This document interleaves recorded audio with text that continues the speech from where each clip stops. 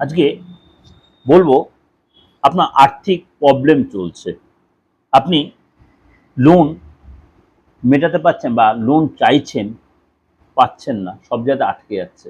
এই উপাচারটা করুন। এই সময়ে, যে সময়টা চলছে, দারুণ কাজ পাবেন। এই সময়টা দারুণ কাজ পাবেন। কি করবেন? আপনি মানে আমরা কম বেশি দেখেছি রাস্তাঘাটে অনেকেই বিড়ি বা সিগারেট বা খৈনি খায়। আপনি পরিচিতের মধ্যেই দেবেন। হট করে কাউকে একটা অপরিচিত কাউকে দিতে গেলে সে আবার সন্দেহ করবে। যদি একটু মানে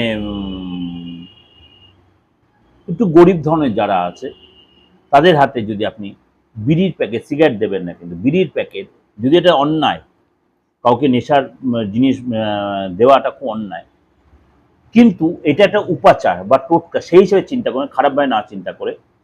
আপনার আর্থিক যারা খুব চাপে চলছে বা লোন পাচ্ছেন বা লোন শোধ করতে পারছেন বা লোন চাইছেন, সেই লোনটা আপনি পাচ্ছেন না, এই জন্য এই উপাচারটা করবেন।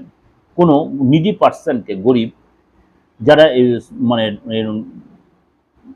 মানে কি বলবো, এই খৈনি খায় বা আপনার বিড়ি খায়, নট গুটখা, নট সিগারেট, হ্যাঁ, এই জিনিস আপনি দান করতে পারেন।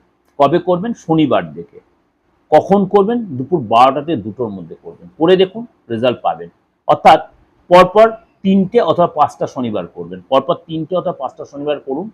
করে দেখুন এই সময়টা আমাদের শুরু, এই সময় যে আরম্ভ করতে আপনার মনের ইচ্ছা পূরণ হবে এবং আপনার যে আর্থিক যে প্রবলেম সেটা আপনি অনেকটাই সলভ করতে হবে। করে দেখুন, রেজাল্ট পাবেন।